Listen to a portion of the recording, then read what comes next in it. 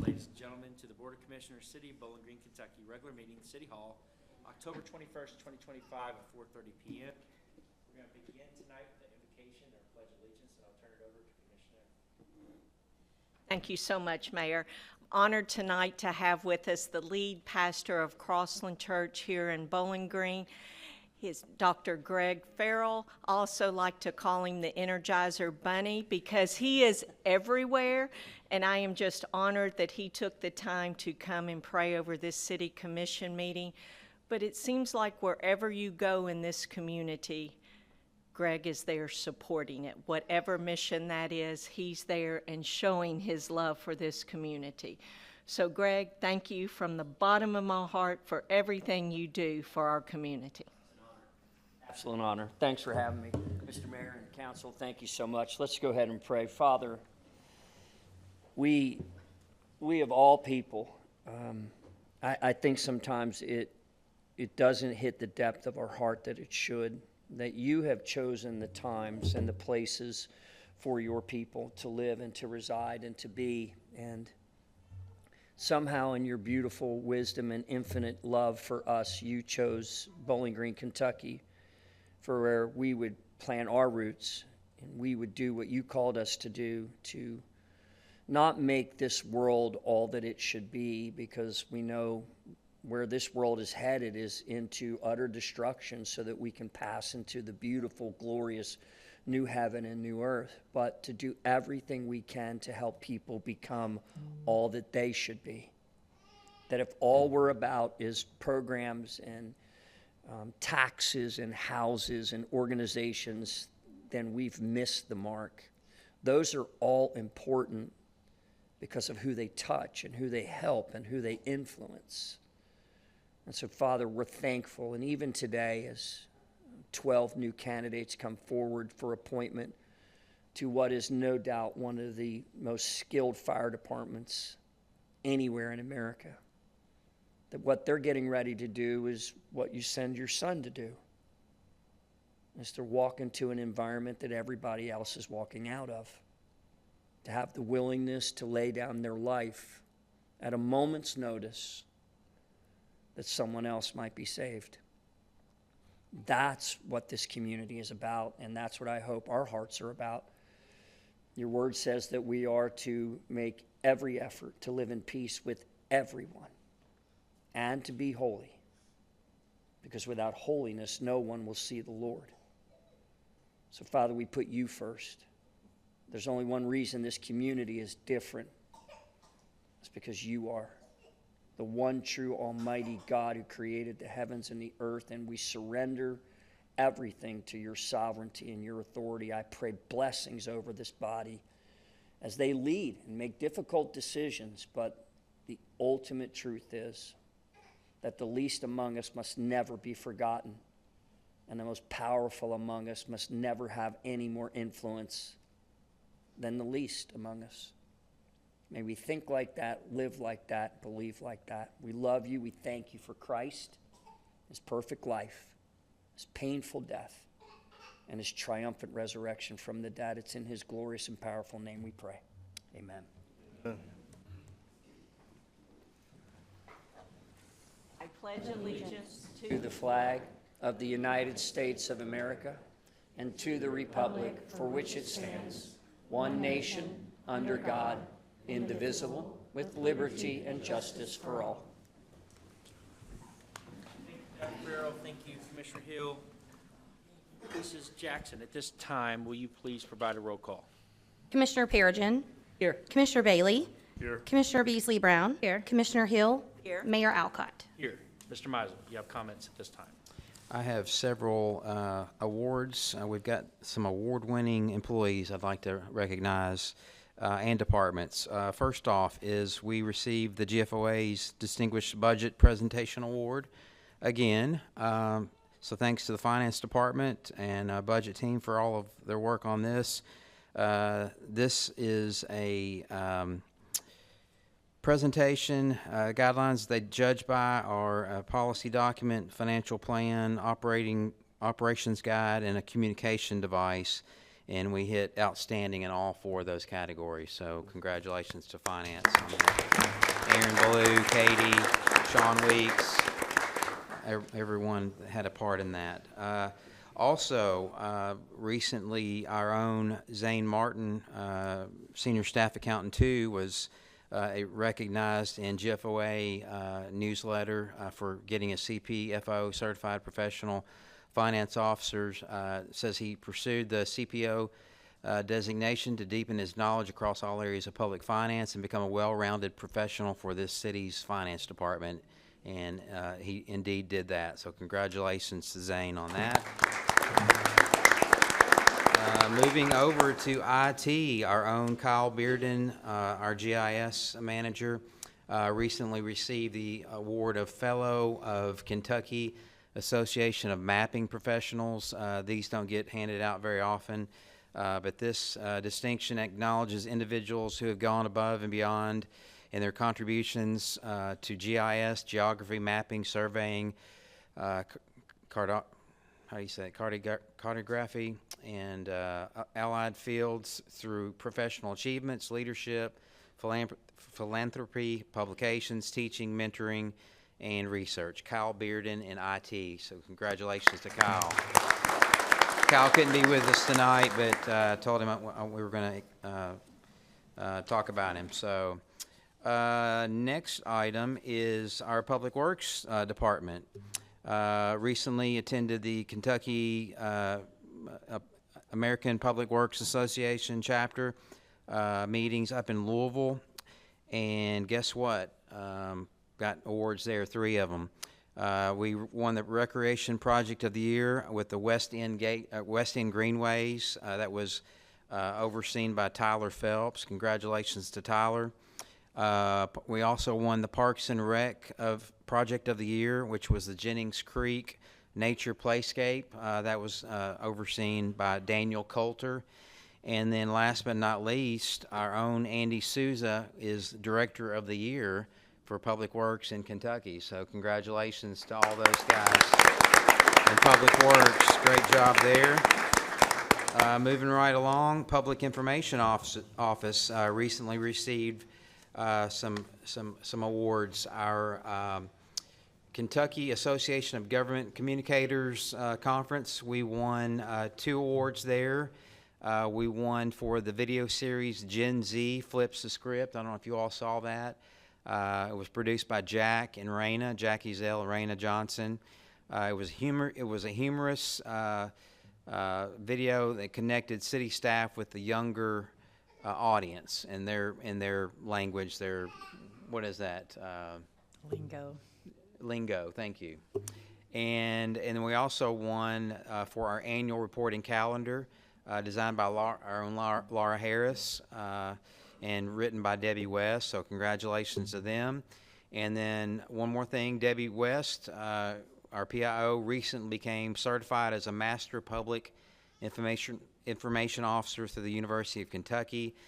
She attended a full week's worth of classes, did nightly assignments, projects, and passed a test there at the end. And we're proud of Debbie. This is the only program that's university-based. I think Ronnie Ward attended this years ago and got certified, so it's a really good program. So congratulations to all those people. And I'll just finish it off by, if you are in the audience and would like to make public comments not pertaining to an item on the agenda, please sign the register in the back corner of the room. We'll take those up after a regular session. That's all I have, Mayor.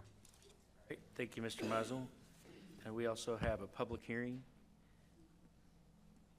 Yes. All right. I'll read that now. I'll go ahead and call Melissa up. If you do, you have to enter a second. Okay.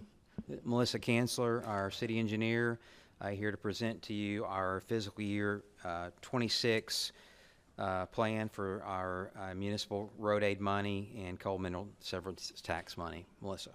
Yes, thank you, Jeff. I'll promise to be quick. I know we have an anxious audience, and I do not have a voice, thanks to the ball game last night.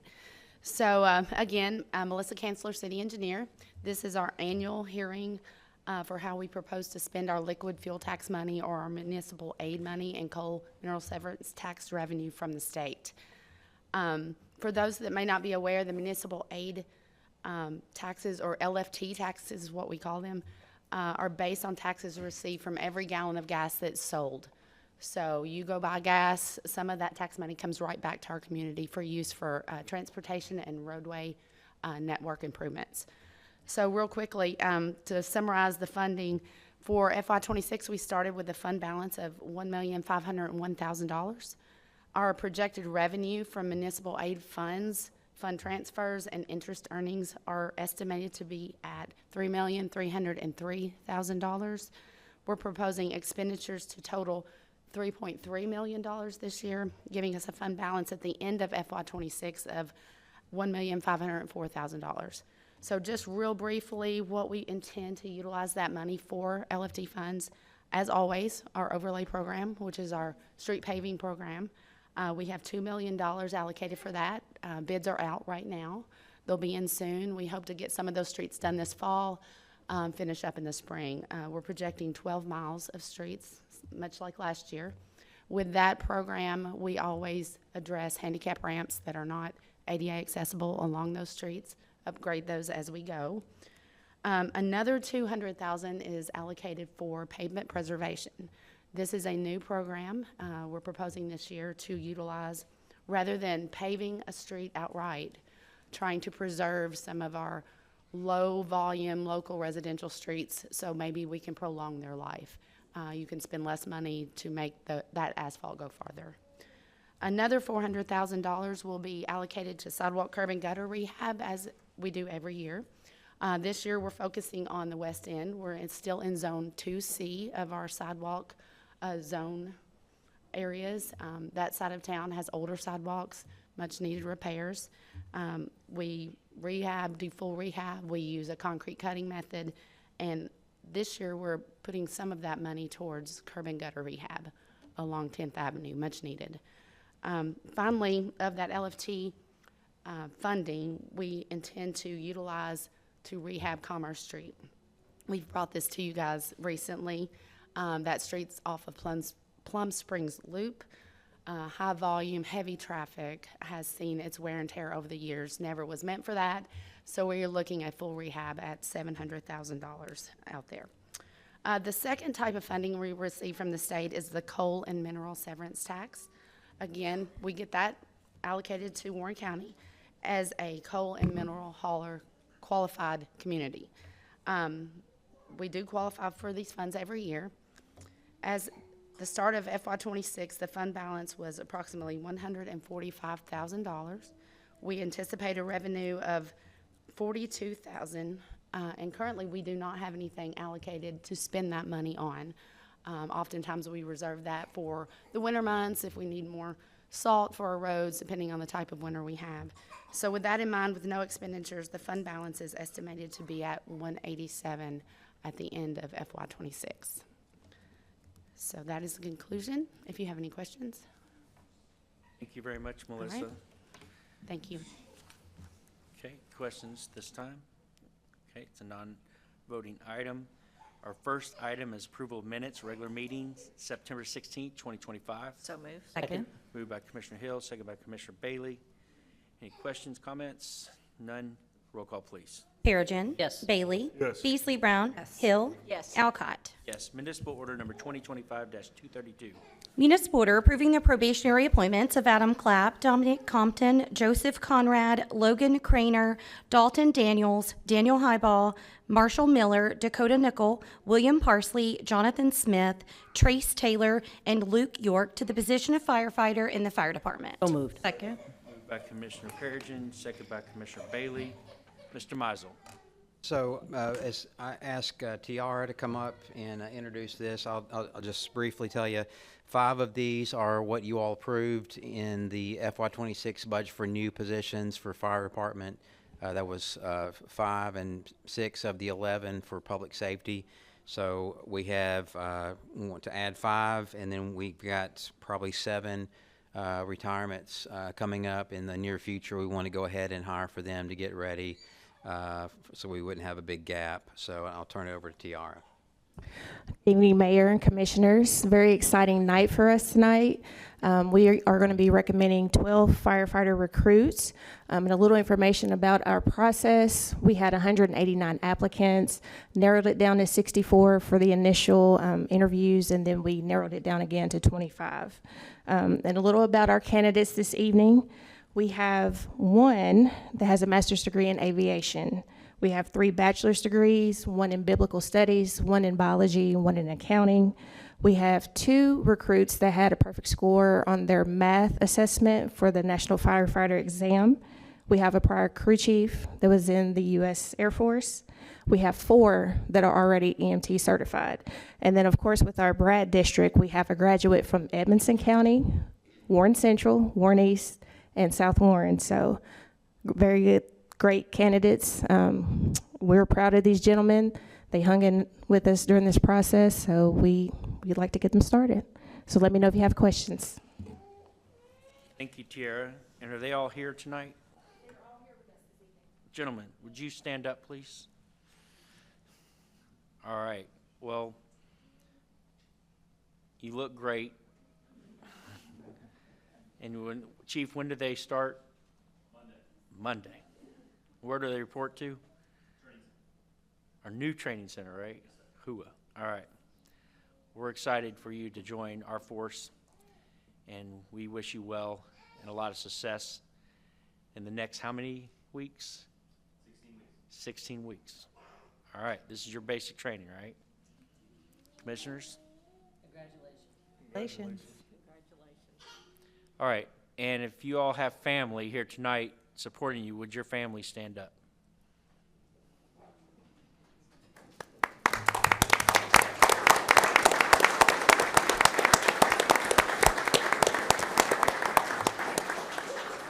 Well, you're joining a new family, and your family's going to be supporting you and joining our family, and our family gets bigger.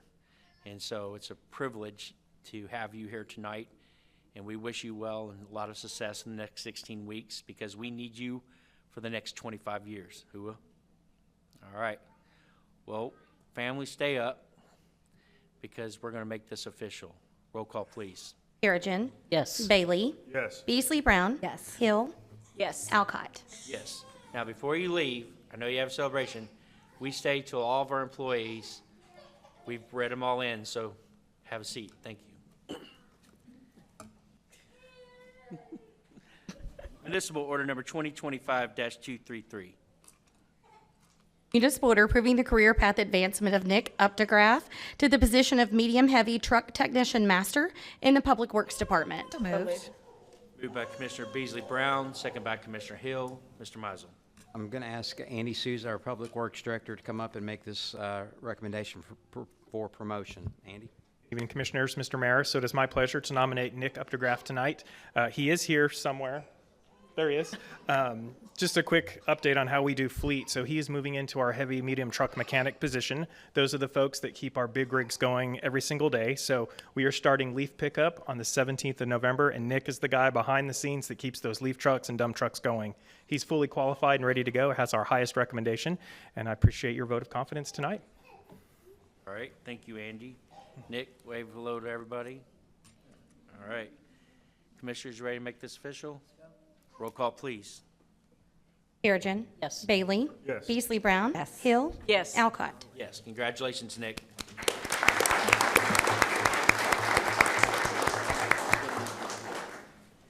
Municipal Order Number 2025-234. Municipal order approving the promotion of Delana Moore to the position of communications dispatcher supervisor in the police department. Moved. Second. Moved by Commissioner Perigin, second by Commissioner Hill. Mr. Mizel. I'm going to call Ashley Remington up, our Community Center Manager, to make this recommendation. Ashley? Afternoon, everyone. I'm happy to be here tonight to recommend Delana Moore for promotion to Communications Supervisor.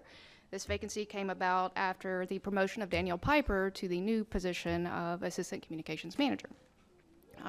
Delana joined us recently in May of 2025, if you all may have remembered that, after serving Muhlenberg County for over 20 years.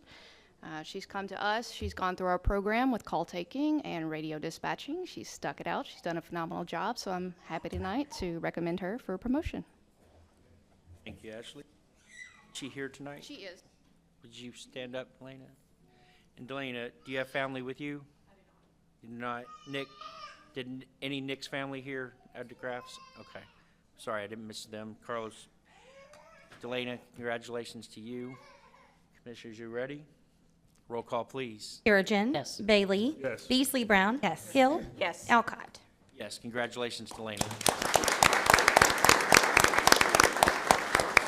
Municipal Order Number 2025-235. Municipal order approving the transfer of Nicole Wright to the position of Communications Dispatcher 2 in the Police Department. So moved. Moved by Commissioner Hill, second by Commissioner Bailey. Mr. Mizel. So I'd like to go ahead and introduce municipal orders 2025-235 and 236 together. Ms. Nicole Wright and, let's see, Richard Harrison. Both these will be transfers in the dispatch, transferring to Dispatcher 2. Both of them requested transfers, and just seek your approval on these two. You can take them up one at a time, but they're both similar, so Okay. Is Richard here, Harrison? they're not here. They're not, so. okay. All right. Okay. Further discussion? Roll call, please. Perigin. Yes. Bailey. Yes. Beasley Brown. Yes. Hill. Yes. Alcott. Yes. That's for 235. Any discussion on 236? Is there a motion? So moved. Second. Motion by Melinda Hill, second by Carlos Bailey. Any discussion? None. Roll call, please. Perigin. Yes. Bailey. Yes. Beasley Brown. Yes. Hill. Yes. Alcott. Yes. Congratulations to Nicole and Richard. Municipal Order Number 2025-237. Municipal order approving the probationary appointment of Emily Gentry to the position of Office Associate 1 in the Neighborhood and Community Services Department. So moved. Moved by Commissioner Beasley Brown, second by Commissioner Hill. Mr. Mizel. I'm going to call Aaron Holsey, our HR Director, up for this announcement, recommendation for the new position. This is another new position that was added in the FY26 budget at Neighborhood Community Services. Aaron, thank you. Good afternoon. So yes, for a little bit earlier this year, we had two transfers within the organization from Parks Associates, and so we went out and we recruited 4 office associates between 3 departments all at the same time. So this is the 4th and final one that we're bringing to you tonight. So this position is Office Associate 1 in Grade 1. We received total for the 4 positions 277 applications. 185 completed their testing, and we looked at 9 for neighborhood and community services. So we would like to recommend the appointment of Emily Gentry. She's here this evening. If you'd like to stand. So Emily is being recommended. She graduated from Butler County High School. She has a bachelor's degree from WKU, and most recently she worked at Rockfield Elementary School. So please let me know if you have any questions. Thank you very much, Aaron. Emily, 239 applicants. You're standing here today. Fantastic. Congratulations. Do you have family with you tonight? Hi, West. All right, we're going to make this official, Emily. Roll call, please. Perigin. Yes. Bailey. Yes. Beasley Brown. Yes. Hill. Yes. Alcott. Yes, congratulations. Municipal Order Number 2025-238. Municipal order approving the probationary appointments of Brandon Vita and Justin Wilson to the position of System Engineer 1 in the Information Technology Department. Second. Moved by Commissioner Perigin, second by Commissioner Hill. Mr. Mizel. We had 2 vacancies in the IT department, system engineer ones, and I'd like TR to come back up and make this recommendation. TR. So we'd like to make the recommendation of 2 gentlemen this evening for a system engineer. The recruitment process included 61 applications. We interviewed 17 candidates. And our 2 candidates this evening, one is here with us, Mr. Justin Wilson, and the other is Brandon Vita, who is not here with us. But if Justin would please stand. So Justin graduated from Barron County High School and has a bachelor's degree in cybersecurity.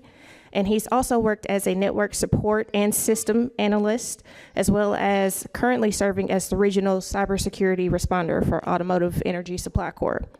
And Mr. Brendan Vita, who's not here with us, is a graduate of Portland High School and has an associate's degree. And he worked as a help desk technician as well as a technical analyst for TriStar Northcrest Medical Center. So we'd love to get them started. So let me know if you have questions. Thank you very much. Justin, do you have any family with you?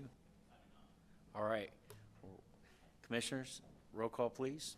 Perigin. Yes. Bailey. Yes. Beasley Brown. Yes. Hill. Yes. Alcott. Yes, congratulations to Brandon and Justin. All right, ladies and gentlemen, thank you for bearing with us. This was all of our promotions and new hirees. We welcome you to the city. Please celebrate safely with your families tonight, and congratulations to each and every one of you. We only have 38 items on the agenda, but you may leave at this time, so.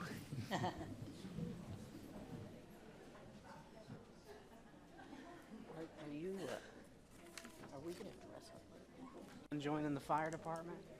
Cool. Good deal. Oh, it's sweet. I am.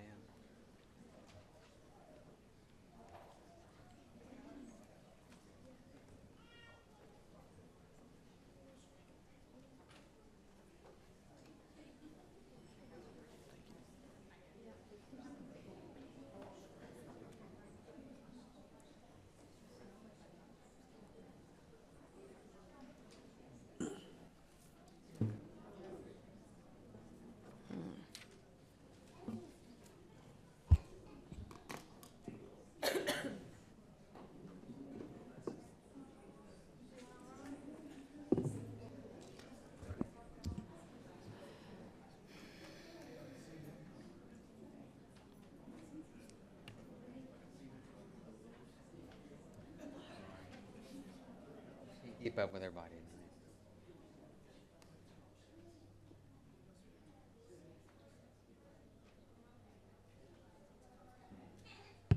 What does it say employee? Oh, we're talking to the employees.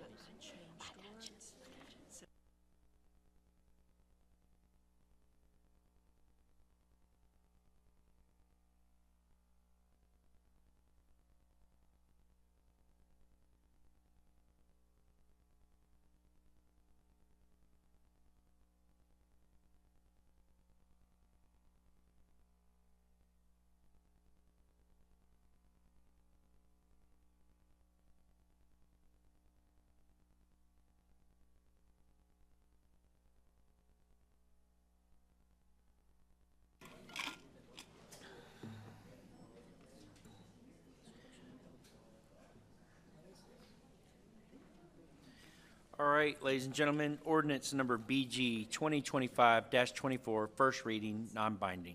Ordinance relating to classification pay schedule. Ordinance amending the classification pay schedule G for general classified and U for unclassified part-time employees of the city of Bowling Green for fiscal year 2026. So moved. Second.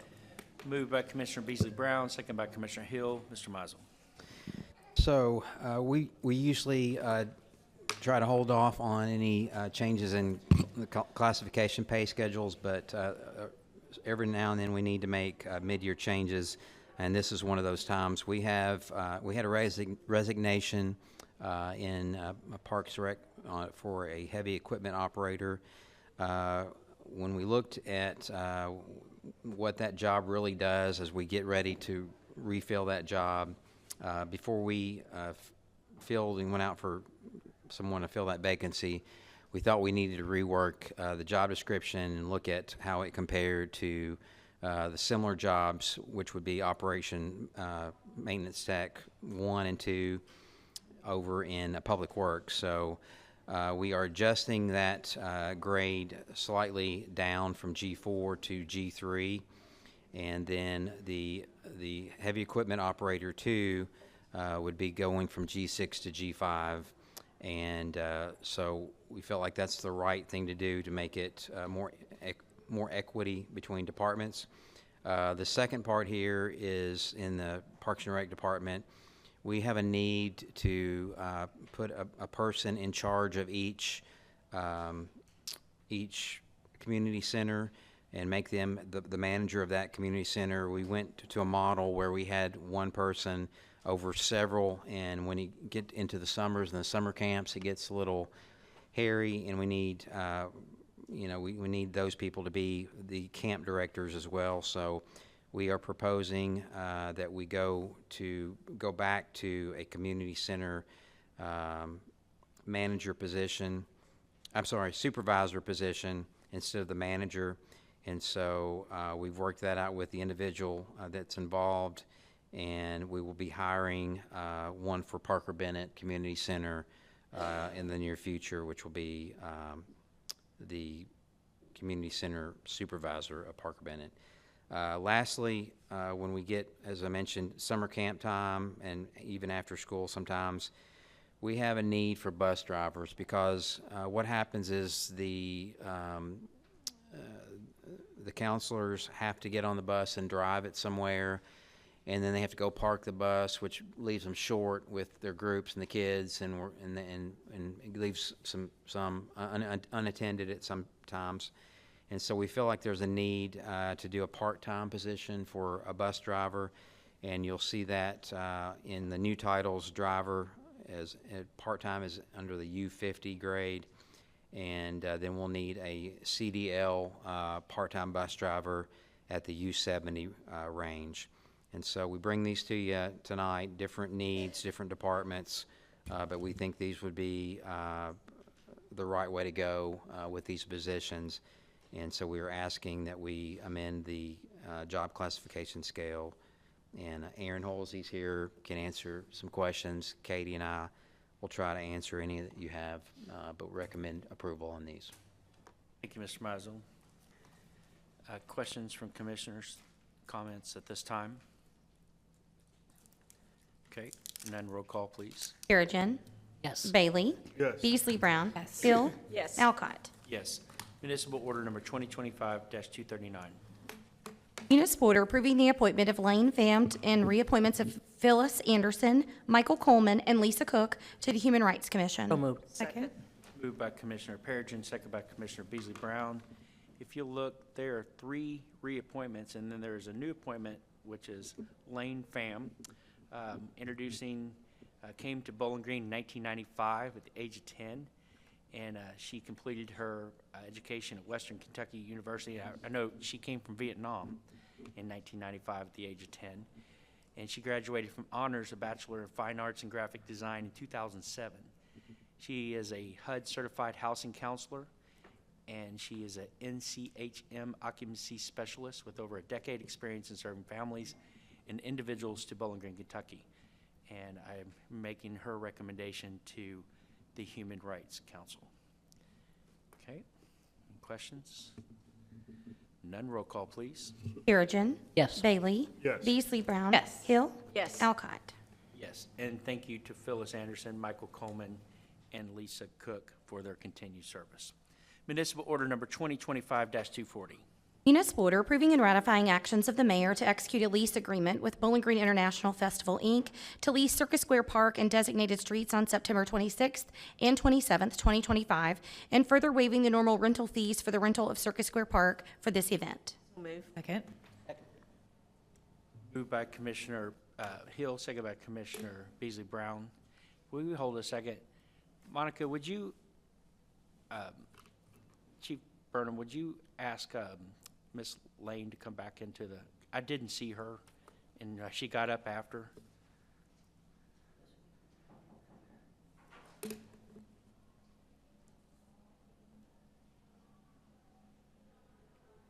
think Lane was there. Was she back there?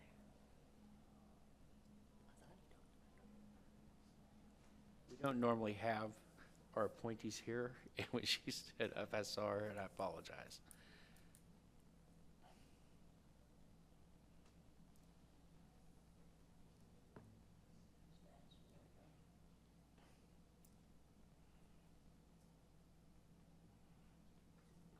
You want to go on with this one? We'll go on, but when she comes back in, thank you, Ashley. So we had a very successful international festival, September 26th and 27th. This request came in the day after our last meeting, which was September 16th. This came in the 17th. The mayor had to execute the lease, and so we're just asking for you all to ratify that action with this municipal order. Be glad to answer any questions, but everything was good and went well. Questions there? Tradition, it was a very successful festival.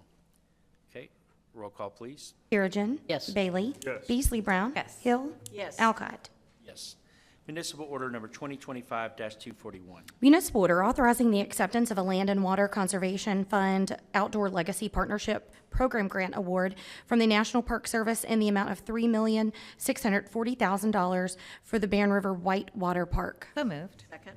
Moved by Commissioner Beasley Brown, second by Commissioner Hill. Let's hold that for just a second.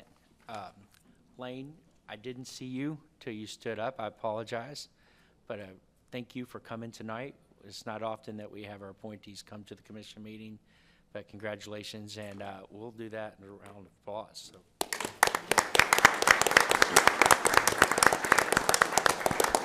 Would you like to say hello to everybody? Alice, thank you for being here tonight, too. Also have Lisa Cook back there, too. Hello, Lisa. Thank you for your continued service. All right. Well, sorry y'all got out of the door before I saw you. I apologize. And thank you to Colonel Burnham for retrieving you. We sent the cops after you. Okay, we will continue discussion. Mr. Meisel. All right. This item here, some of us thought we had already made this official, but this is the grant we received for our Whitewater Park from the National Park Service Land and Water Conservation Fund Outdoor Recreation Legacy Partnership Program in the amount of $3.6 million. There was a 50% match. You all have already approved the most of that 50% match, which was a grants grant, as they say, from the state, from the Government Resources Accelerating Needed Transportation Program Award. We had already taken care of that. So all we're left with is 5% of this $7-point-something million project, which will be a little bit more than that, but we're well on our way. Our 5% is so far would only equate to $364,000. And again, this would this will be phase 3 of our Riverfront Park project, and this would do away with the existing rubble dam that you see with all the water that flows over it. Remove that, greatly improve safety in the river, reduce some drowning risk by what they're going to do with the 4 drop structures, some what they call wings that will impound the flow of the river and make it safer and allow for the Whitewater stretch park to be put together. So Brent Belcher is here, Brent Childers is here as well, Nick Cook, Jake Moore on the grant side. I'd be glad to answer any questions you have on this one. Fantastic work. This is one of many phases, I believe, with our parks. And we call this phase 3, correct, Brent? And phase 1 and 2 has gone out for solicitation. And I know our community is very excited about this. We've heard about it in our park surveys. We've heard about it in what BG could be. And this is an exciting time that's beginning. Yeah, so phase 1 actually opens tomorrow morning. So we're going to open bids tomorrow morning at 10 a.m. So hopefully everything comes in good for that. We can move forward with construction. Phase 2, we plan to bid in the spring.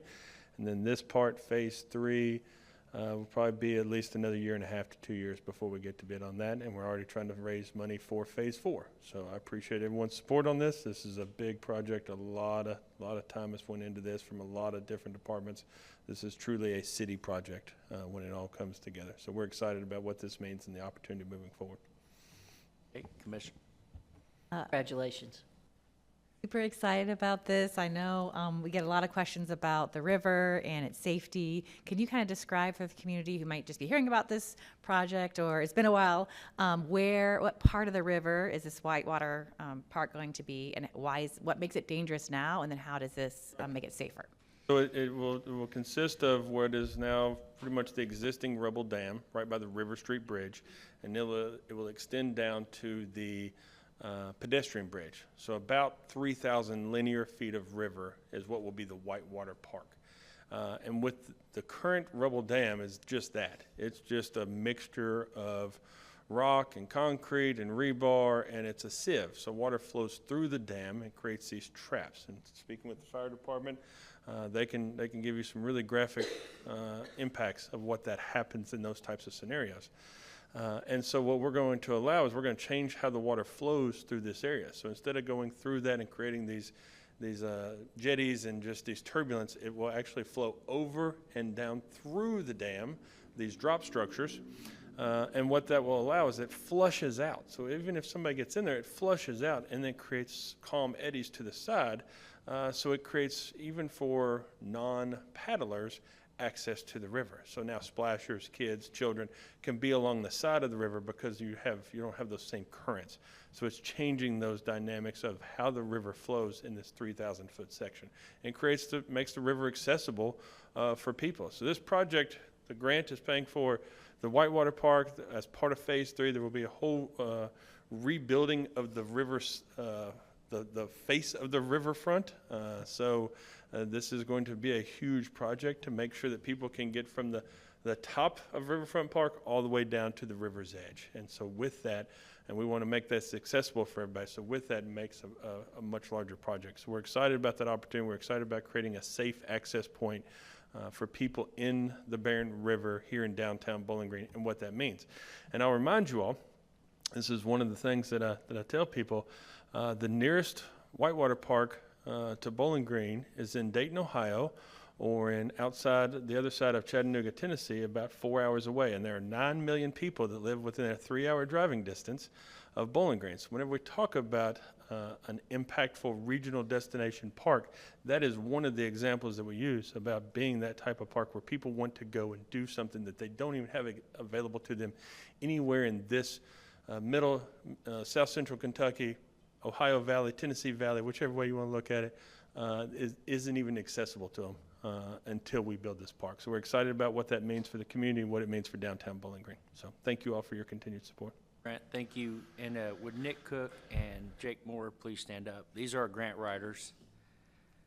These gentlemen, this is over $6.9 million grant that they're bringing in. So thank you very much, and thank you for the entire department and the entire Brent. I know this is multiple divisions coming together for our city. So Brent Belcher, Brent Childers, great leaders. Thank you.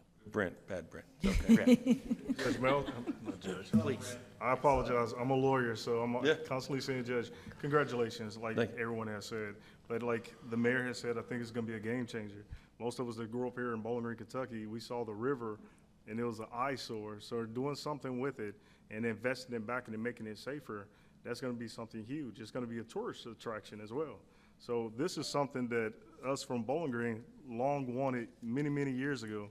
So I know somewhere there's our little boys, Brent and myself and the mayor, and Melinda. We're probably smiling when we were younger, smiling because we're making it something that we probably wanted when we were kids. Yep. So thank you guys, and especially the taxpayers are not having to front the entire bill. 95% paid for by somebody else. That's huge. That's pretty good. That's pretty good. Anything else from the commission? Thank you. Thank you all. Okay, let's make this official. Roll call, please. Perigin. Yes. Bailey. Yes. Beasley Brown. Yes. Hill. Yes. Alcott. Yes. Municipal order number 2025-242. Municipal order authorizing the acceptance of Homeland Security grant funds through the Federal Emergency Management Agency fiscal year 2024 assistance to firefighters grant program in the amount of $188,615.49. So moved. Commissioner Beasley Brown, second by Commissioner Perigin. Mr. Mizel. We were recently notified that we have been approved for the Assistance to Firefighters Award Acceptance Grant, and this is through Homeland Security and FEMA, and this is $188,000, $188,615, with a 10% match. A local match would be $18,861 for a total project cost of $207. We applied for several different things. We got turned down on a few things, but we really won big in that we are going to be able to use this money for cancer screenings and PPE for the fire department. We had requested some other stuff, but that was the main thing we really wanted. So we were able to use this money for 170 comprehensive cancer screenings for the Bowling Green Fire Department, along with some gloves, pants, coats, helmets, hoods, boots, all that kind of stuff. But I'd like to ask Deputy Chief Smith to come up and say a few words about how key, important this is to get this grant and what we're going to do with it. Chief. I want to say right up front that when we were awarded this grant, that was one of the most important days of my career, I think. For our firefighters that serve the city, their number one priority is protect the health and safety of all of our citizens. And my number one priority is to protect their health and safety, okay? That's my number one job, is to take care of them. And we've known for many years that cancer was a very large occupational risk for firefighters. The Association of Fire Chiefs International says that 60% of line of duty deaths over the last 20 years have been attributed to cancer. We've lost 3 in our fire department soon after retirement. Within the last 10 years, we've lost 3 of our firefighters. So this cancer screening program is near and dear to my heart, okay? And the big goal is early detection. We've done everything we can with prevention over the course of the last 10 years as we've built that program to be able to protect our firefighters, but the risk is still there. Not just through inhalation, but skin absorption for carcinogens that is worse today than it's ever been due to the products that are in our homes, okay? So we can't protect from the skin absorption, so we have to go to the next step, which is early detection. And upon some research, we found some other departments that were doing this just within the Commonwealth, Lexington, Covington, some in Louisville, and all over those areas have this ultrasound screening program. And what it is a full abdominal ultrasound from throat to thighs, scanning through the carotid arteries and also through the abdominal aorta, into some of the other organs there, the liver, kidneys, bladder, so on and so forth, okay? So it's a full abdominal ultrasound. And then in addition to that, CT scans of the heart and also the lungs to look for all those cancers. They've had great success in other departments finding these things early, and so that's what this program is for. We appreciate the support that we've had from the city and also from Dr. Davidson, Melissa Napier. They have supported us and helped us with the research for this program, and we appreciate the support greatly. Also, Nick Cook and Jake, y'all know, they get shouted out to a lot in here. We appreciate their work very much. I believe this was one of Jake's first big projects, and he hit a home run on it, so we're very appreciative of that. Any questions? I could talk about this all night. Thank you, Chief Smith, for passion, Chief Brooks, for taking care of our force. It's important. I do have a question. Please. How does this work? Do the officers just rotate, certain number get one every year, and then after so many years they get another test? Very good. So the grant is for all firefighters, all Okay. 170. And so what we have found with some of our research, some work that we've done with the Lexington Fire Department, they did this. Had a young firefighter, and he was 24 years old, found to have thyroid cancer. He was not going to go get the screening, but his dad was a battalion chief. So he said, "Dad, if you'll go, I'll go." Okay?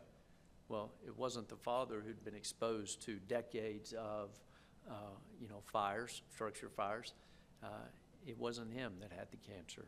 He was the 24-year-old firefighter that had been on the job for a couple of years. So we don't want to try and do just the older firefighters that have been around for a while, maybe have a little bit of gray in their mustache like me, right? We want it for everybody, because if we just do part of the fire department, we may miss the person that needs it the most. And so with the grant funds, we're able to do it for all of our firefighters this year, which is an acceleration of what we had thought we would be able to accomplish. So this is really a big deal. I don't know if this question is for you or for the city manager. Is our goal to apply for this grant every year, or hopefully eventually put it in our budget? I think, I don't know what the rules are, but we certainly would at least try to get the grant when we can, and then when we can't, we'll try to do our best to at least partially or fully fund this, hopefully going forward if we can work it all out. So Thank you. Thank you all for caring about our firefighters. Thank you.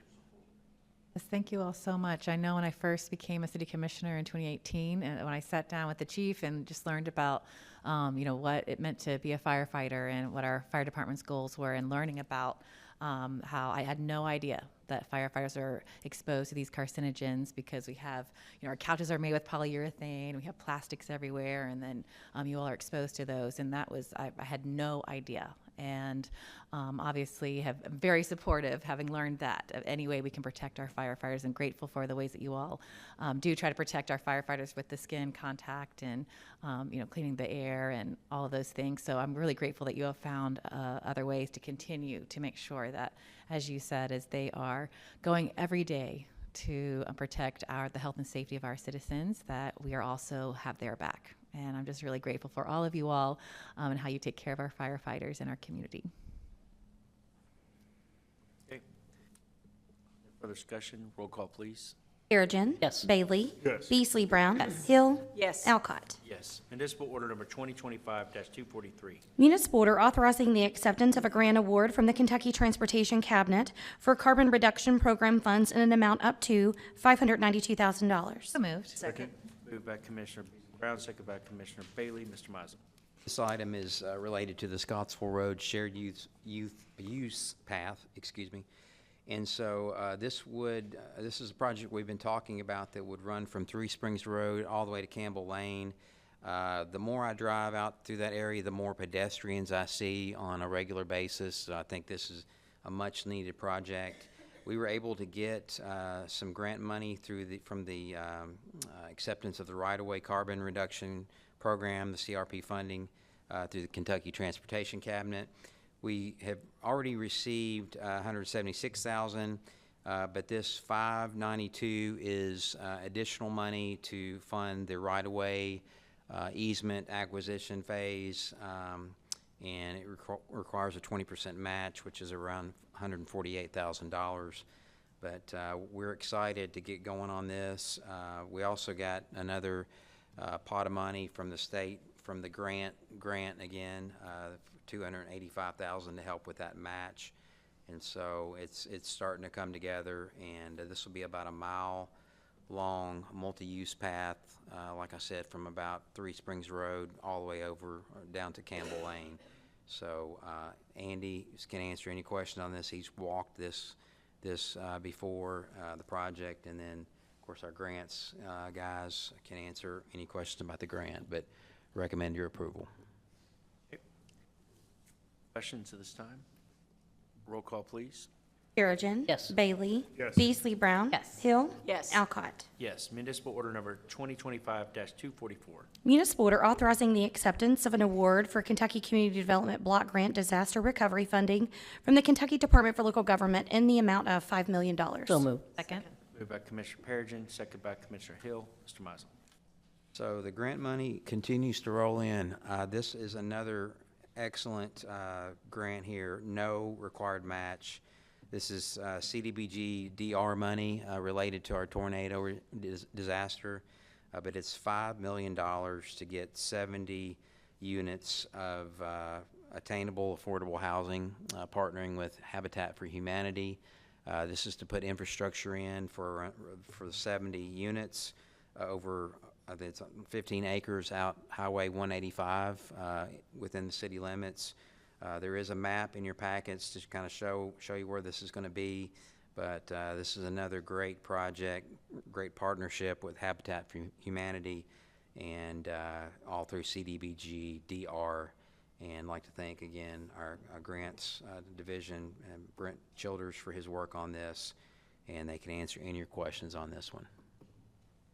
Thank you, Mr. Mizel. With 70 units over a 15-acre plat, this would go toward the infrastructure to put that all together. Questions at this time?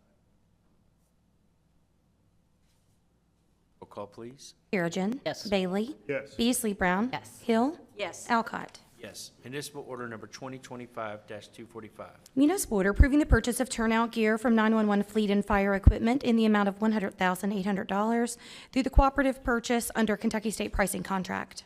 So moved. Second. Moved by Commissioner Hill, second by Commissioner Beasley Brown. Mr. Mizel. With these 12 that we hired tonight, we're going to need some turnout gear and some equipment. We have a contract under the cooperative purchase agreement program, and it's through the Kentucky pricing contract. We're going to get, let's see here, 24 sets, and we're going to cover 14 of those sets with the grant that we got from the I think it was the firefighters grant that we got, and then we're going to pay for the other 10 out of fire improvement funds. So about $59,000 paid for by the grant, and the other 10, $42,000 covered by a fire improvement fund for our new firefighters. And I think fire is probably working on their pinning downstairs, but I'll try to answer any questions you might have on this one. Mr. Mizel, questions at this time? None. Roll call, please. Perigin. Yes. Bailey. Yes. Beasley Brown. Yes. Hill. Yes. Alcott. Yes. Municipal order number 2025-246. Municipal order authorizing and accepting bid number 2026-11 for the master plan for Russell Sims Aquatic Center from Luckett and Farley in an amount not to exceed $124,100. So moved. Second. Moved by Commissioner Perigin, second by Commissioner Bailey. Mr. Mizel. So, we just completed our 26th season at the water park. It's hard to believe. Opened in 2000, and with any asset, you've got to protect your assets and continue to maintain them. It's just like your home, your assets, your personal assets. You have to reinvest. And so we went out. We put this in the budget. You all approved this in the budget. We needed another master plan for what we need to do at the water park. And so we went out, we received 3 proposals, Branstetter Carroll, Hub Weber Architects, and then finally Luckett and Farley. The RFP, we asked for 3 things, a comprehensive assessment of the infrastructure out there, what kind of condition, such as the slides, all that kind of stuff.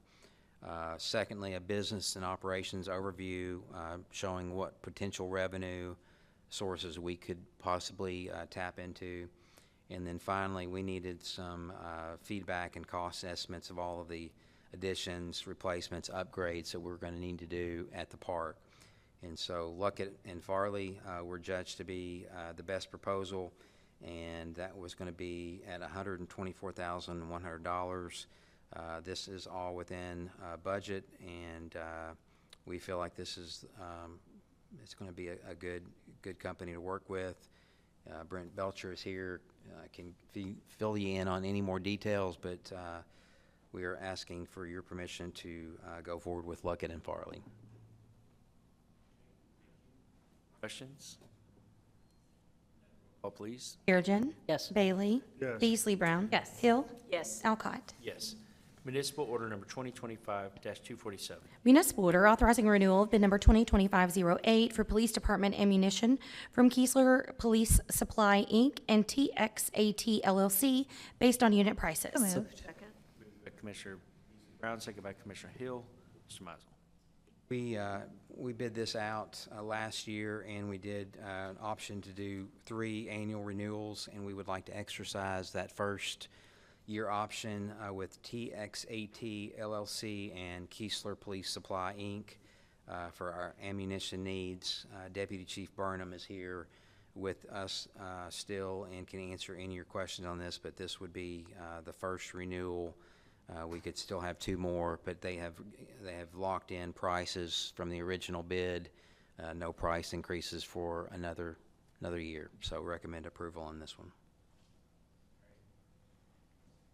Thanks, Colonel Burnham, for being here tonight. You're on deck tonight, I understand. All right, good to have you. Questions at this time? None. Roll call, please. Perigin. Yes. Bailey. Yes. Beasley Brown. Yes. Hill. Yes. Alcott. Yes. Municipal order number 2025-248. Municipal order authorizing and accepting bid number 2026-12 for non-emergency call automation solution from Needle Inc., doing business as Aurelian in the amount of $85,000 annually over 3 years for a total amount not to exceed $255,000. So moved. Second. Commissioner Hill, second by Commissioner Bailey. Mr. Mizel. I know the term game changer is used often and somewhat loosely, but this one is really a game changer. Hopefully you all read the memo from Ashley Remington. This is the automated, or in a way AI system for our non-emergency calls. And in the memo, this is mind-blowing, we receive 113,656 non-emergency calls during one fiscal year, FY25. This system is able and capable of taking care of 70% of those, automated. And so we went out for RFPs. Ashley did her homework. We received 3 proposals, and this company called Needle, is that how you pronounce it? Needle Inc., DBA Aurelian, I think is that how you pronounce it, has proven to provide what we need. On the second page there, you're going to see improved emergency response. You're going to see a decrease hold times. You're going to see expanded accessibility with multilingual support, text messaging, public web portal, and you're just going to see an overall enhancement of citizen satisfaction through this modern, user-friendly software program. And so we think this is the right one to go with. It integrates well with our CAD system, and I think Ashley told me Chattanooga uses this, some other big cities, and it's proven.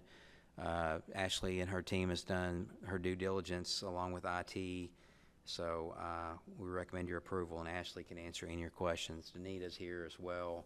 Her team worked hard on this, I think, too, so it was a team effort between dispatch and IT, and I think they've hit a home run here. Okay. Total Questions? cost would be, it's a subscription. We're looking at $85,000 annual. 3 years would be around $255,000. Questions? So I'm super excited about this tool that we have for 911, making sure that, we can get to those calls as quickly as we can.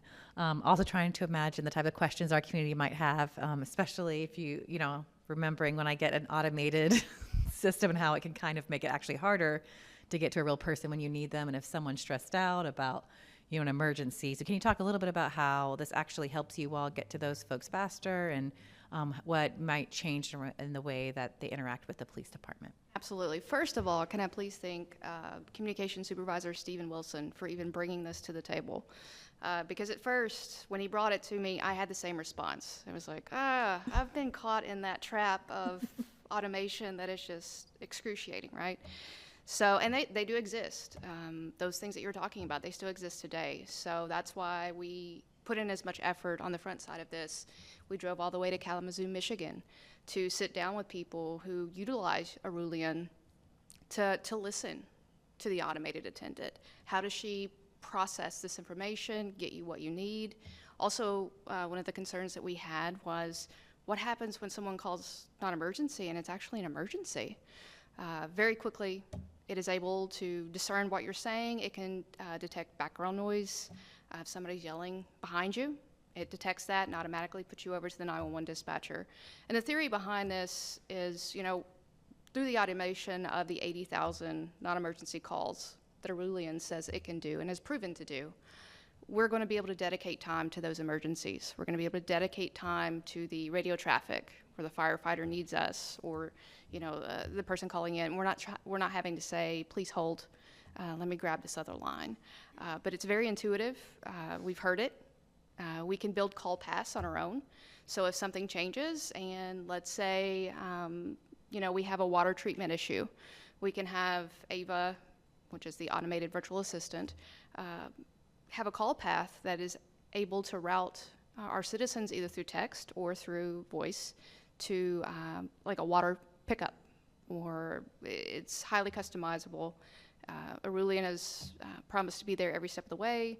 They've shown where they've done that with other agencies as well. So we've really put in a lot of effort to make sure that being on the cutting edge of this, that we're on the right cutting edge. So that's why we're very confident in this business. Thank you all so much. I'm so glad you all can speak from personal experience with that field trip to Kalamazoo to make sure it's helpful to our citizens. The one kind of scenario I'm thinking about, you hear a lot about, is the domestic violence victim that may be pretending like they're ordering pizza instead of talking to 911, and a human can kind of start to figure that out. Is it equipped to kind of understand when someone, it's actually an emergency, but they're pretending like it's not, or like they've made that type of kind of covert type very of call? much, yes, very much so. That intuitive design, if you're giving nonsensical answers, it can detect that maybe even it's a medical emergency. This doesn't make sense. What you're telling me doesn't apply to the situation. So it's intuitive enough in design to put you over to the 911 call taker. It doesn't hang up on them. No, Okay. no, absolutely not. Absolutely not. And when we were in Kalamazoo, it had instances where people had a lot of questions. One question would spur another question, and she would be on the line for 15 minutes answering those questions and getting them the help that they need, but it was a non-emergency situation. So. Thank you all so much. This is exciting. How many languages does it speak? I would think, and it may not be the common languages that we hear, because you have like Acateco, you have Quiche, you have different languages that may not necessarily be like Spanish, right, or another language that we have. Does it, I guess, help people out that may not necessarily have a language that we all know and stuff? So right now, Arulian supports, I believe, 30 plus languages. Of course, Spanish being the most common. I did look through the list. Of course, ours are highly unique. And that's one of the things that we've talked about with Arulian and their CEO, that, hey, we have a very broad community here. So getting those lesser known dialects included. And again, they've been very on board, very supportive. We'll be the first in the state to take on Arulian, so they've been very supportive about our endeavors as well. Bringing it. Pardon? So thank you for bringing it. Yes, But absolutely. to Carlos's point, which is a great point, if I call and I have a dialect, a Burmese dialect or something that it doesn't know, does it automatically put me over to the 911 emergency? Absolutely. Thank you. It will automatically route you to someone who can, in the center, who can help and get the interpreter. They're not just lost in the No, system. absolutely not. No. I would assume that, but I just want to Yeah, put absolutely. that out there. Yeah. So your 393, 4000, your current non-emergency line, this will take over that line? Correct. Is that the plan? Correct. Okay. So can the 911 dispatch, say I call 911 and it's not really an emergency, do they put them over to the non-emergency line to be able to, or really? No, we'll still handle it. If you call 911, we'll still handle it that way. And also, the way this is designed, there's a platform that the dispatchers will be able to look at all times with a transcription of what the caller is saying and what the automated attendant is saying as well. So it's not like it's going to be just out there somewhere in the ether, just doing its own thing. So we'll be monitoring it as well. Sounds great. Thank you very much, Ashley. Good questions. It's a little bit scary when we hand over to AI, but to note that we have people there that are trained and to facilitate, and real people that can come in those situations always. And a lot of people don't know, our 911 dispatch is the first line of call for all emergencies in Warren County, period dot. Whether it's medical or whether it's state troopers or Western Kentucky or the Sheriff's Department. So thank you very much, Ashley, to you and your team. All right, roll call, please. Perigin. Yes. Bailey. Yes. Beasley Brown. Yes. Hill. Yes. Alcott. Yes, municipal order number 2025-249.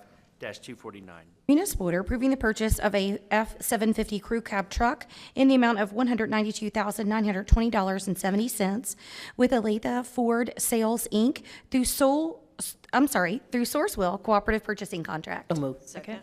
Moved by Commissioner Perigin, second by Commissioner Beasley Brown. Mr. Mizel. So in the FY26 budget, this was budgeted to replace a 2015 Ford dump truck, heavily used by Public Works Ops Division. Found this out on the Sourcewell and recommend your approval to purchase this F-750 10-foot dump bed for plowing, salting, whatever we need it for. Andy can answer questions on this one if you have any. Okay, questions at this time? Roll call, please. Perigin. Yes. Bailey. Yes. Beasley Brown. Yes. Hill. Yes. Alcott. Yes, municipal order number 2025-250. Municipal order approving the purchase of a Freightliner with dump bed plow package in the amount of $255,560 with Velocity Truck Centers through Sourcewell Cooperative Purchasing Contract. So moved. Moved by Commissioner Beasley Brown, second by Commissioner Hill. Mr. Mizel. This is another Big Daddy truck that they use at Ops. This is a 14-foot dump bed, dump truck with a plow, salter, stand, and this is also replacing a 2015 Ford out at Ops. And Andy can answer any questions on this one as well. This is through another vendor, but still through the Sourcewell contract. Mr. Mizel, questions? None. Roll call, please. Perigin. Yes. Bailey. Yes. Beasley Brown. Yes. Hill. Yes. Alcott. Yes, municipal order number 2025-251. Municipal order authorizing and accepting the purchase of installation of overhead electrical at Butler County Landfill through a sole source from Warren Rural Electric Cooperative Corporation in the amount of $123,343.13. So moved. Second. Moved by Commissioner Perigin, second by Commissioner Hill. Mr. Mizel. We are in need of upgrading our electric out at the Butler County landfill. Obviously, this is going to be a sole source from Warren RECC. Matt Powell's worked on this one. We're going to pay for this out of the landfill fund, but we will get reimbursed under a memorandum of agreement with the Kentucky Division of Water Management. And we've got to wait till November to get started on this one, but this is a needed project out at our Butler County landfill. Matt is here in the back of the room, can answer any questions you might have on this project. Okay. Work, Matt, and not out of sight, out of mind, but I know that this landfill comes up a lot, so. Questions from commissioners at this time? All right, we're good. Roll call, please. Perigin. Yes. Bailey. Yes. Beasley Brown. Yes. Hill. Yes. Alcott. Yes, municipal order number 2025-252. Municipal order authorizing change order number 2 to the contract with Scott and Ritter, Inc. for demolition and sinkhole repair services in the amount of $750,000 for a total project cost of $1,180,000. So moved. Second. Moved by Commissioner Hill, second by Commissioner Perigin. Mr. Mizel. About a month ago, Andy came to me and said we're going to need to do another change order on sinkholes. I'm like, okay, how much? How bad is it? And he's like, it might be $500,000, or it might be more. And I said, well, let's get what we need and let's fix them the right way. And let's not put a Band-Aid on them. I think we've been guilty of that in the past, not blaming anyone for that, but resources are resources, and we probably didn't have them at the time, and we did the best we could. But we do want to get these things fixed, and so first thing is we need to do another change order in the amount of $750,000. This will get us to $1,180,000 for this fiscal year, but we need it so badly, and I'm going to hand off to Matt Powell to tell you kind of where we're at with this, and then I think Nick Lawhon will follow up. But Matt, go ahead. Good evening. Thanks for your time. Nick's going to step up to the podium in just a second, but I want to take a brief moment ahead of him to introduce one thing that is on everybody's mind, and that is, where do we stand with regard to safety? Our community has recently experienced an unusually high number of sinkholes. That's been because of the heavy rains that we had in the spring, followed by the incredibly dry weather over the summer. That is all ideal circumstances for sinkhole formation. I don't want to take very much of your time at all, but our region is known for this. We've had this discussion, you and I, many times over the years about this is the nature of Bowling Green. It's part of Bowling Green's history. It is a function and a foundational issue with us with regard to our geology, that we have a higher occurrence of sinkholes than you're going to find in a lot of other places across the country. However, just because our recent weather patterns have driven us to see a lot more of them than normal, and because we've probably had some record high expense with regard to repairs, that doesn't mean that any individual business owner or property owner across the community should feel more at risk than they have in decades past. There's always a level of risk here, but there isn't an increase in risk. Where we're growing, we're filling in all the empty spaces. When these things happen, they tend to happen in our yards, they happen in our drainways, they happen in our streets. It is extraordinarily rare for us to see a structure be impacted by sinkholes, and that remains true. Even with our recent outbreak, we're still noticing that there are very few structures that are impacted by these things. So I just wanted to thank you all for your continued support while we continue to try to keep the community safe, and we do feel that the community remains as safe as it has ever been. Now, Nick Lawhon's going to take over and give you a little bit more of an insight into what we've been dealing with and what we're doing. Thank you, Matt. Good evening. All right. So you guys should have the slides from this presentation in your packet if you'd like to follow along. It's just kind of an overview of what we've done over the last 10 years or so with our sinkhole repair program, some trends that we see through that, and what we're facing currently, and then the justification for the change order at the tail end. I'll try not to take more than 5 or 10 minutes here. So, if I can get this thing to work. There we go. So a lot of this will be a review for you guys. I know I've had individual conversations with you, but generally sinkholes around here, we call them cover cleft sinkholes. They are very common, and most large construction projects in the city are going to encounter at least one. I tell developers expect at least 1 or 2 per acre of disturbed soil whenever they are working through a project. Usually the depth will vary from 5 to 20 feet or more. We've seen some very deep ones. We dug out a couple of 50-footers this year. And in general, they're going to occur in post-developed areas, in areas that are low-lying, drainage ditches, basins, things like that. Utility lines and easements are also very prone to sinkholes because these are areas that have been disturbed before. Our ordinance lays out that we are responsible for the repair of sinkholes in right-of-way of city streets and in drainage easements in single and two-family residential areas. Generally, in the course of a development project, the developer will be responsible. In other situations, it is going to be the property owner. Generally, if a sinkhole does not pose a public safety hazard or an impairment to a drainage system, it's not an issue. We can more or less leave it alone. We haven't had that luxury very often in the last couple of years. Now, the general process will take one of 3 forms. We usually tend more towards number 1 than 2 or 3 these days, but you will start by either excavating out all the unstable material and installing more or less a plug. This is called the reverse graded filter method, a plug of rock that water can move through, but soil and other things won't. And then you come back up and you restore your surface. We may also install an improved sinkhole drain, where if we need a drainage point where that sinkhole has occurred. Sinkholes are far more effective than drilled stormwater injection wells, which we rely on heavily here. So if we can utilize the natural feature, we will. And then over the past 10 years, there have been a lot that have been repaired for primarily budgetary reasons and timeliness reasons with temporary measures. So either just filling with rock, partial excavation instead of excavating to bedrock, that kind of thing.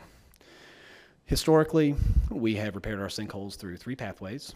Either our internal operations division's crews handle smaller ones. We have a Mini-X, so we can dig down to about 14 feet max depth with that. If it's going to go beyond that, it's going to need to be somebody with more specialized earth moving equipment. Before our current standing contract, we did go with lump sum bids for individual or groups of sinkholes, up to 3 or 4, as they arose. That came to be an issue with timing and with the timeliness of service. And since FY 2017, we've had the 2-year standing contract with the option to extend. Up through last fiscal year, we had a $100,000 a year budget, but we had upped it to $200,000 for this year, noting that a single large sinkhole can wipe all or most of that budget at the lower number. Then we had, after we had presented that, gotten it approved for $200,000, we had our flooding in April, and we experienced what I can only describe as a boom in sinkholes from that.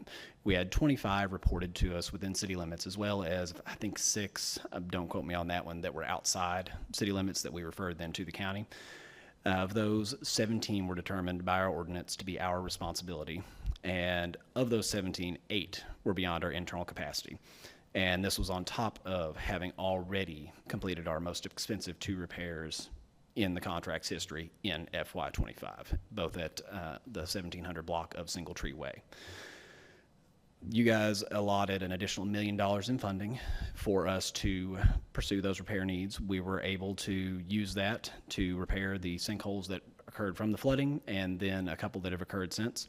We are pursuing $888,000 in reimbursement from FEMA for those costs under DR 4864. Yes, sir, that is through the public assistance program associated with that.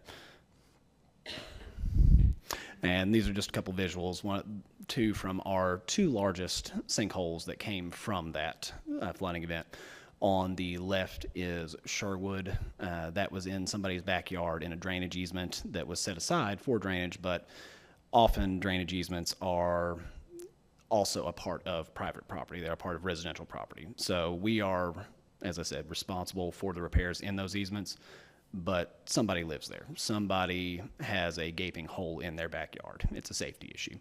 The one on the right is the Lover's Lane Soccer Park, where we hit into the top of a cave that went down another 35 feet below field number 2 as a part of our repair. So that made that particular repair a little bit complicated.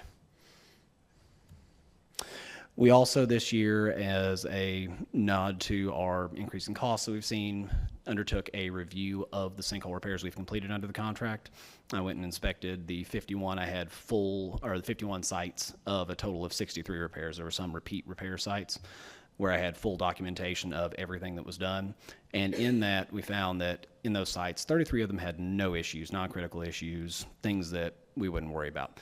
But a further 18 sites had some type of issue that we are going to have to come back and correct at some time, be that settling of patches in roadways or what we call soil piping, where small sinks form around a structure that was installed at those. And the other thing we noted in this review was that the excavations that were fully to bedrock fared better in their longevity. So we saw a lower instance of failures in the ones that were full excavations than the ones that were partial repairs. This is just a list of our repeat offender sites, the places we've been back to the most. So 1700 block of Single Tree Way, which we had all the news crews out to over the past year. We've been out there 4 times in the last 10 years, and that's not including prior repairs. That's not including our operations division doing temporary repairs to get us in between those. And that's also not including the 1978 repair that we have a contract for that I don't really have any other information on, but that was less than 3 years after that roadway was built. And 1609 Shorewood we've returned to several times, and there are a number of them that we've returned to twice. Now, currently, we have $64,147.38 in our repair budget for FY26, and I just got an invoice yesterday, so that placeholder number of $40,000, we can replace it with $38,485.77, which is going to leave us with about $25,500 for the FY budget. And currently tracking 4 potential contract repairs that may, well, at least one of them definitely exceeds operations internal capacity, and I have 3 more that may exceed their internal capacity. One of these is within 15 feet of 2 homes, and from initial investigations that we contracted, may have an excavation depth of 30 feet or more if we have to perform a full excavation at that site. And as noted a couple slides ago, 18 older repairs do have issues that we will at some point need to correct. So that brings us to the change order that you guys have in front of you tonight. We have 8 months of fiscal 26 remaining, including what is historically our busiest season. Springtime, with its rainfall, as we saw this year, brings more and more of these, especially if we've had long dry stretches, as we've seen this past couple months. So we would expect that we can see coming another above average year. Excuse me, sorry, got my words twisted there.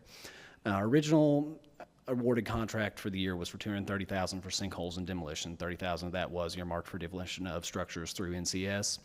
The change order back in August brought that to $430,000 so we could perform some flood mitigation work in sinkhole areas that had flooded.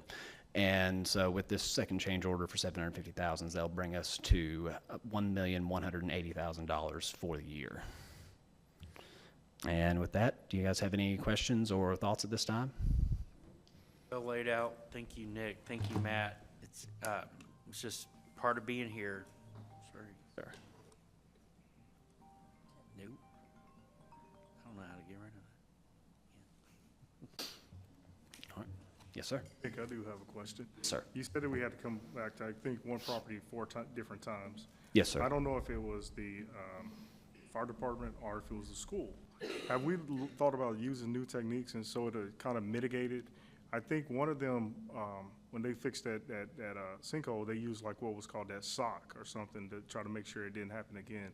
And what they were saying, that sock was kind of like a net or something that they were using. Yes, sir. I think what you're thinking of is Fire Station 5, when we utilized what's called micropile foundation. And in drilling those holes to mitigate the sinkhole that was under the foundation of the expanded fire station, what they had to do was drill, I think they were 4-inch or 2-inch diameter holes down to bedrock to tie in a steel rod to the foundation. And once that rod was inserted, they would also have to add in grout. And so the sacks I think you're thinking of are the socks, excuse me, are the essentially, well, it very much resembles a sock. It goes down in that hole, then the steel rod goes into it, and then it's grouted in. That's more a foundation shoring technique. What we've found, as mentioned, the true standard repair of complete excavation to bedrock and replacing the unstable material with rock, that has the highest success rate, the highest chance of longevity in that repair from what we've observed. And we're trying to phase out temporary measures if we can. There are always going to be times where we have to undertake temporary measures, either in the name of immediate safety or budgetary prudence. But as we've seen with our current reviews, we get our best success out of the full depth repair, out of that full excavation. And in the case of the Single Tree Way sinkholes, the first 2 repairs that were done there were partial depth repairs. They were not full excavations to bedrock. And then the one last fall in September, October of 2024 and earlier this year, as crazy as it sounds, those were actually 2 different sinkholes. There was one on each side of the roadway. The one on the south side of the roadway last fall went down to a completely separate subsurface feature than the one we excavated to this spring. In both cases, we have done a full depth repair on those sites, and we actually took a further step and combined those repairs. So it's a single massive rock now, rather than 2 disparate repairs sitting there beside each other, so they can kind of more or less support each other. And I've been going through at least monthly and checking ground surface elevations just to be sure that we're getting a safe location out of that. Yes, sir. Further questions? None, roll call, please. Perigin. Yes. Bailey. Yes. Beasley Brown. Yes. Hill. Yes. Alcott. Yes. Municipal order number 2025-253. Municipal order authorizing a contract through non-competitive negotiations with Cyclomedia Technology, Inc. for professional services for fiscal year 2026 annual pavement condition survey and street-level imagery collection in the amount of $121,740. So moved. Second, moved by Commissioner Hill, second by myself. Mr. Mizel.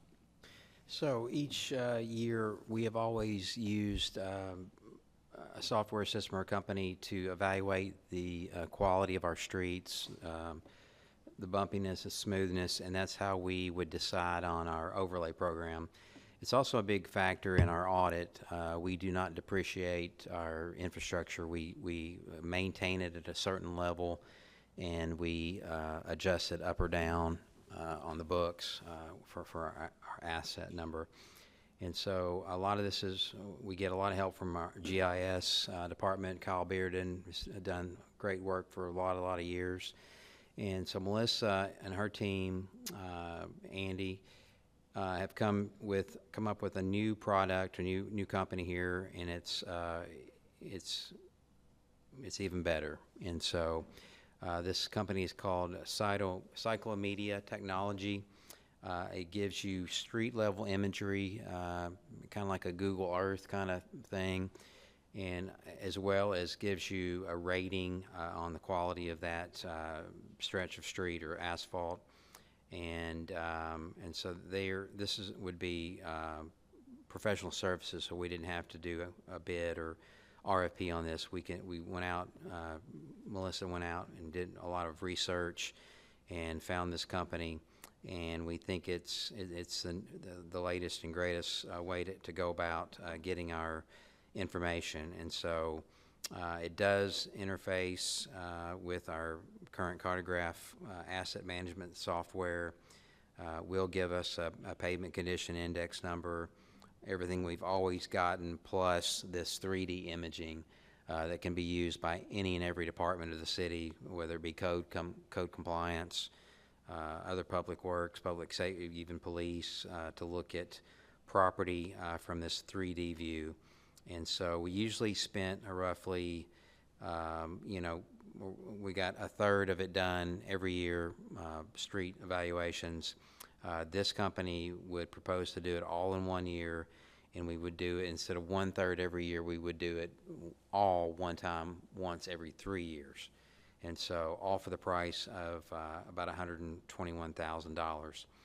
And so we feel like this is the right company to go with, and it offers a lot better technology, high resolution imagery that we have never gotten before. And so we're recommending Cyclomedia Technology for this new tool that we need. Andy's here, can answer questions. I think Melissa had to. Is it Melissa? Where are you? Sorry, Melissa. Come on up and fill in the gaps where I left out anything. But we feel like this is the latest and greatest, right? You did a great job. Yeah, this is Cyclomedia does have a patented method of processing the data that gives it kind of a panoramic without that fish-eyed view, where you can anything in the view shed of the vehicle. You can get the detailed images. They're also collecting the LiDAR, which is something, we can get from other folks, but you're collecting basically a 3D image of the Earth's surface. So we can use this to measure. It was amazing, the demonstration. You can measure height of signs, you can see if ADA ramps, as long as you can see them, are they compliant, are their slopes right? There's a lot of uses for that tool outside of the pavement side. The patented product of the pavement side is they're still collecting the same data the same way, but now they can overlay that data on these images. So we can visually, it points out all these distresses. It'll take some getting used to, but it all feeds into our Cartograph system the same way, which helps us, list out the streets. What does this look like when they're collecting the data? Is this like those Google carts that go down your street? There's I don't know if they have a picture attached. It's in your packet. On your packet, they have a little pamphlet that shows their their vehicle with the camera system on top. They'll also have the pavement system attached on the sides to get the level of pavement data that we want. They can collect it with just the camera on top, but we want what we've been getting in the past.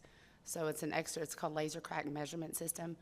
They'll get all the distresses, the cracking, the block cracking, the rutting, all the things, and get measurements for those. Will we then be able to kind of have here's the most distressed street in Bowling Green after this, and then be able to, have 3 years list of our Yes, most distressed? And we're able to do that now Uh-huh. to some degree. We still put our eyes on all the streets.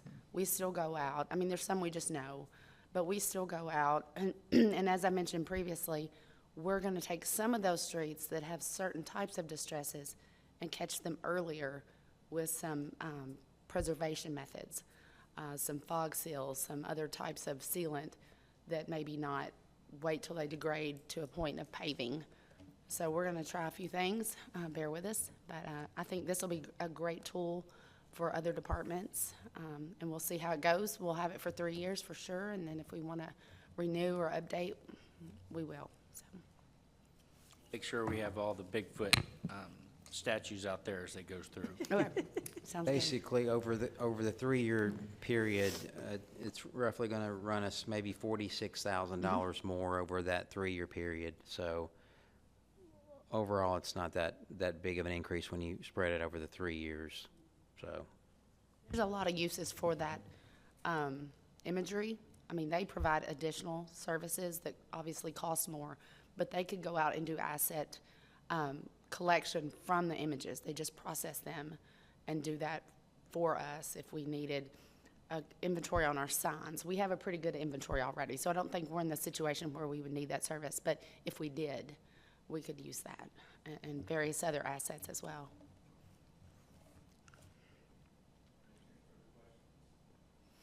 Very much, Melissa.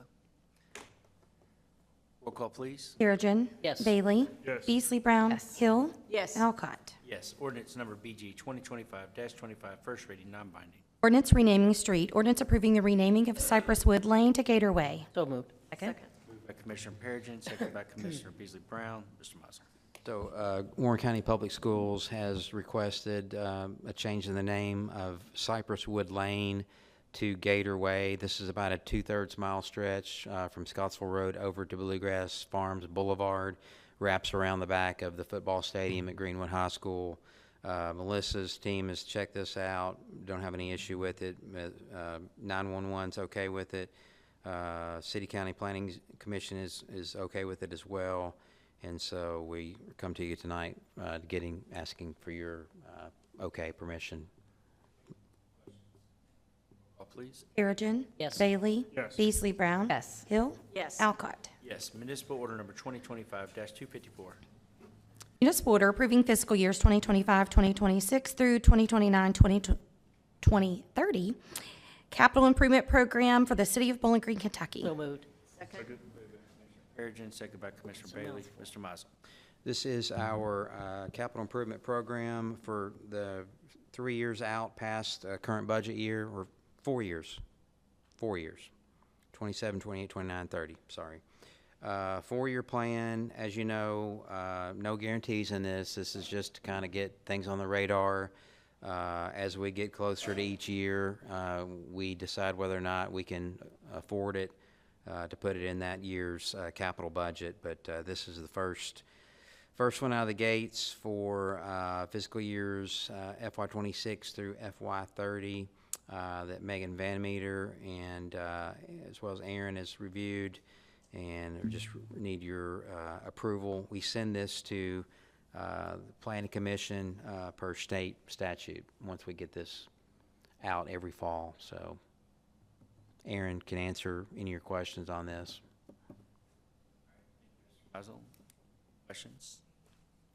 None, roll call, please. Perigin. Yes. Bailey. Yes. Beasley Brown. Yes. Hill. Yes. Alcott. Yes, municipal order number 2025-255. Municipal order ratifying approval of arbitrage rebate payment to the Internal Revenue Service related to outstanding debt from the Intermodal Transportation Authority, Inc., General Obligation Bonds, Series 2021A. So moved. Second. Commissioner Brown, second by Commissioner Hill. Mr. Mizel. All right, this has something to do with tax exempt rates and taxable earnings, so I'm going to hand this off to Erin Ballou. She can give you the rundown of this. Erin? Good afternoon. So I want to start by saying that arbitrage is very rare. This relates to this payment that we're asking for tonight, relates to the interest earnings on the bond proceeds from the 2021 issue that they mentioned. And the reason we're here tonight with this is that the investment earnings on those bond proceeds exceeded the bond yield on the debt. So whenever you have that sort of happen there, the IRS makes you submit a payment for the difference, where essentially we shouldn't earn more than the bond yield. And this is, again, like I said, very rare. In 2021, interest rates were lower, and since that time, the interest rates have steadily risen and stayed higher. There's really two ways to avoid arbitrage. Number one is if the interest rates don't sort of get out of whack like they have for the last few years. And number two is to complete the spending of the bond proceeds within a 3-year period. This bond issue was for the expansion of the Kentucky Transpark. There was a lot of work. It was almost $44 million.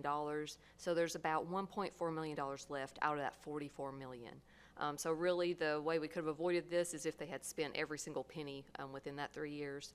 So we really had the two factors, but really the interest rates is the main part of the arbitrage. But it's got, that money had a lot of restrictions on it, with strictly infrastructure, and couldn't use it for land acquisition, so it was pretty locked down.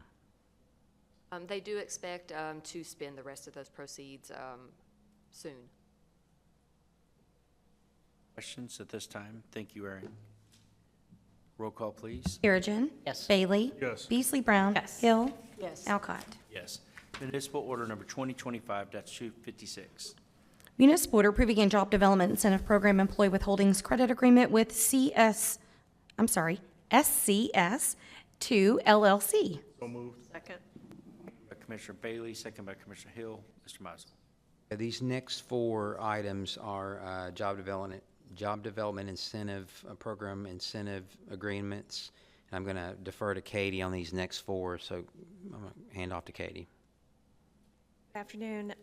I am here to get us up to date. We're a little bit behind on getting some of these agreements done. That's why there's 4 of them on tonight's agenda. This first one actually was presented to the Job Development Incentive Program Committee back in February of 2024. It has already gone public with its announcement. So this is going to create 28 new jobs over the 10-year period. There is a $63 million capital investment expected with this project, and we're doing a 1% credit against our 2% occupational fee to match the state's 3% credit that they provide. So over the 10-year period, almost $120,000 would be credited back to the company for this particular project. Go ahead and give us the incentives on the next 3. If you'd like me to do them ahead, we can. If we have questions, we'll ask, and then we'll present them, each one, pass them. Sure, absolutely. Or discuss. So I believe the next one on your agenda is Peak Precision. That one was presented to the JDIP committee back in July of 2024. Again, we're trying to get caught back up. There was some turnover at the chamber. I had been out. We're getting back on track. This particular project would provide 24 new jobs over the 10-year period with about a $3 million capital investment. The 1% credit would be almost $103,000 for this particular company over the 10 years. The third one is Kaza Innovations. That was recently announced. This was presented to JDIP back in April of 2025, so more recent, but last fiscal year. 15 new jobs. These are well-paid positions. There's a minimal capital investment of $165,000. However, the credit would provide almost $192,000 to them. So again, high-paying jobs for these 15 new positions. And the fourth and final would be with Augmentum ARC LLC. It is connected to CASA. This is a second piece of that particular one, also presented in April of 2025. 24 new jobs with this particular project, $160,000 capital investment, but again, very high-paying jobs for these 24, so it's almost going to be $300,000 of their 1% credit. I'd like to note the CASA and Augmenta Mark are new developments through our chamber and partnership with Western Kentucky University for R2 development, which is a doctoral program, which is really exciting because these companies will be able to study new products that could be entered into the market and taken to the market through the studies through the doctoral program that Western Kentucky is establishing with our legislators. So this has been a big move with our chamber, with our legislators, with Western Kentucky, our county and city, all partnership in this effort. And it's really exciting because this is sort of what's next. As we've invested successfully in the Transpark over the last 30 years and doubled down in the last 4 years, you know, we're reaping those benefits, but what's next? What can BG be? And this is answering that. And it's exciting to see what these 15 and 24 jobs and 24 and 22 jobs will parlay for our community as we grow. But we have Municipal Order 2025-256 as our first item. Any discussion on these? Excitement? Yay. Thank you, Commissioners. About like 91 jobs total. Yeah. ADIP's been busy. But what can develop from these is the real excitement that's happening. Yes. We're able to get some more diversification in our community with the businesses with these particular projects, so that's very positive. It is very exciting, as you said, Mayor, because we've had manufacturing jobs, so many manufacturing jobs going back to when we were probably kids. So kind of diversifying to going towards the future. We heard about AI from the police department and stuff. We know where we need to go, and it sounds like this is where we're going. This is the start of that. It is. Okay. 2025-256, no further discussion. Roll call, please. Perigin. Yes. Bailey. Yes. Beasley Brown. Yes. Hill. Yes. Alcott. Yes. Municipal Order Number 2025-257. Municipal order approving a job development incentive program employee withholdings credit agreement with Peak Precision Manufacturing LLC. Second. Moved by Commissioner Hill, second by Commissioner Perigin. Any further discussion? None. Roll call, please. Perigin. Yes. Bailey. Yes. Beasley Brown. Yes. Hill. Yes. Alcott. Yes. Municipal Order Number 2025-258. Municipal order approving a job development incentive program employee withholdings credit agreement with CASA Innovations LLC. Second. Moved by Commissioner Hill, second by Commissioner Beasley Brown. No further discussion. Roll call, please. Perigin. Yes. Bailey. Yes. Beasley Brown. Yes. Hill. Yes. Alcott. Yes. Municipal Order Number 2025-259. Municipal order approving job development incentive program employee withholdings credit agreement with Augmentum ARC LLC. Second. Moved by Commissioner Hill, second by Commissioner Perigin. Any further discussion? None. Roll call, please. Perigin. Yes. Bailey. Yes. Beasley Brown. Yes. Hill. Yes. Alcott. Municipal Order Number 2025-260. Municipal order approving and authorizing out-of-town travel expenses for Mayor Todd Alcott to attend Leadership Kentucky in Louisville, Kentucky. So moved. Second. Moved by Commissioner Perigin, second by Commissioner Beasley Brown. This was for my approval for travel to for Kentucky Leadership, which they were in town last week. Didn't cost anything, so they were here. But it's been one of the greatest things I've ever been a part of. So if commissioners, you get a chance to do this down the road, I'd highly support it for our leaders. I would be class 2011, best class ever. Thank you. We're working on being the best class ever. Thank you for your You got to live up to a do big, this. big lift. It's building partnership amongst 51 other Kentucky leaders in our state, and it's people that call me on a weekly basis or a touch basis every time they come to Bowling Green. It's incredible. Mayor, our class is still in touch with each other, 60 of us. It's really a transformational thing. It is, and it's growing. All right. No further questions? Roll call, please. Perigin. Yes. Bailey. Yes. Beasley Brown. Yes. Hill. Yes. Alcott. Yes. Municipal Order Number 2025-261. Municipal order approving and authorizing out-of-town travel expenses for Mayor Todd Alcott to attend the Kentucky League of Cities Conference in Owensboro, Kentucky. So moved. Moved by Commissioner Brown, second by Commissioner Bailey. For the next 6 items, this is for all of our travel. Myself, Carlos, Dana Beasley, Melinda Hill, Sue Perigin, Jeff Meisel. We attended the Kentucky League of Cities. Unfortunately, we had to hand over our crown to, it was Morgantown? Calvert City. Morgantown. Oh, Calvert City.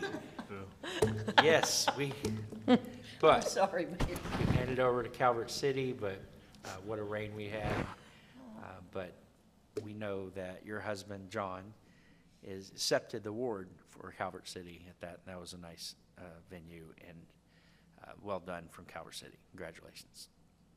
It was easy to give it to Katie's husband, John, and that just keeps it in the family.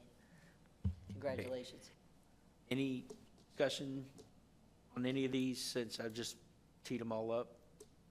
And then Took we'll the just words go right through out of them? my mouth. I was going to do them all together, so. Okay.